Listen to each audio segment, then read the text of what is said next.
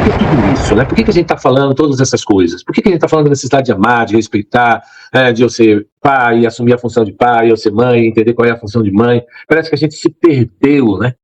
Porque se a gente não tivesse se perdido, a gente não estaria, nesse momento, fazendo essa programação. Então, eu preciso primeiro reconhecer isso. Não está bom. O planeta não está bom. A minha família também não está bom. Tem dificuldade. Esse reconhecimento é importante para a gente melhorar. A gente não tem como melhorar se a gente não perceber a nossa dificuldade. Né? Não dá para ficar no rico sou e de nada tenho falta, porque senão a gente não melhora e não cresce, não se desenvolve. Enquanto isso, Cristo está olhando para a gente e diz: olha, você está feio, você está pobre, está miserável, está certo, vocês não estão nem enxergando um ao outro. E eu aconselho que de mim você busque solução. Olha, então aí a gente tem aí a solução em Cristo. E a gente vê isso lá na Bíblia, né? A gente vê o momento que o ser humano se perdeu. O ser humano se perdeu. Ele toma uma decisão de se afastar de Deus.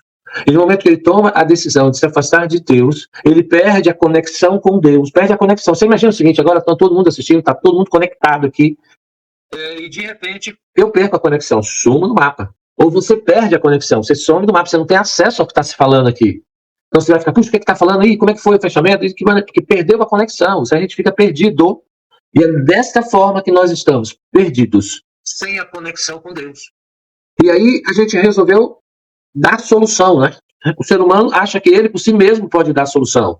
E aí a gente vê que no relacionamento familiar, muitos dos conflitos acontecem quando eu pai, eu mãe, eu marido, eu esposa, quero dar soluções. Então eu na minha casa digo, olha, a solução é essa, essa, essa, essa. E a minha esposa, por sua vez, vem dizendo, a solução é essa, essa, essa, essa.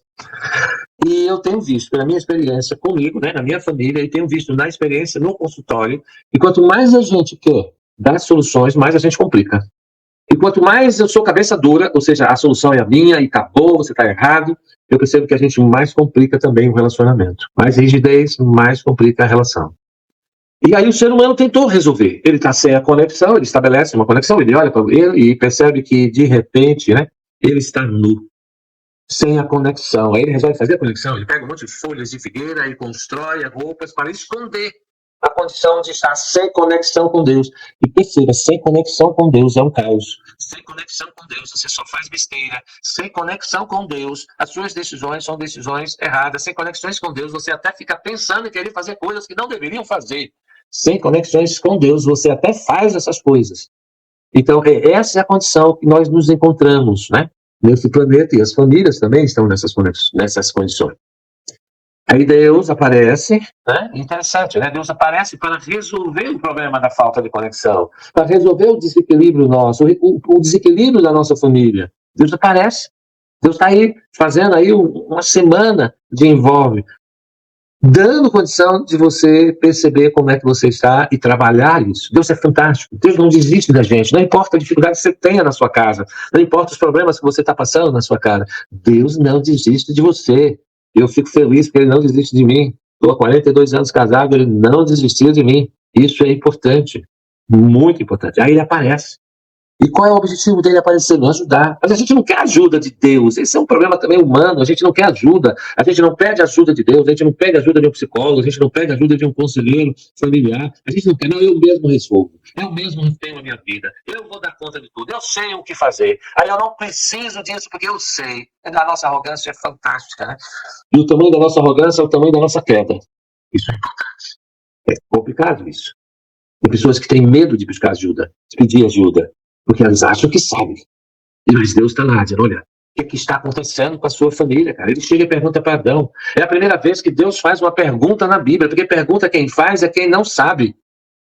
Você não sabe, você tem que perguntar para o seu pai, para sua mãe. Você não sabe o que acontece com a sua mulher, você tem que perguntar para ela. Você não sabe como tratar uma mulher, você pergunta para ela, Benzinho, o que você gosta, como é que você se sente bem, o que você quer que eu faça, qual é a forma que você se sente amada, me fala aí que eu quero te amar. Então, quando a gente faz a pergunta, a gente está admitindo nossa ignorância.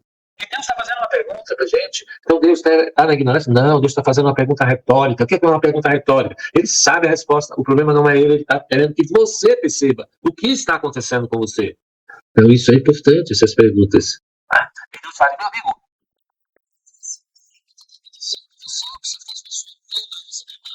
perceba o que está acontecendo.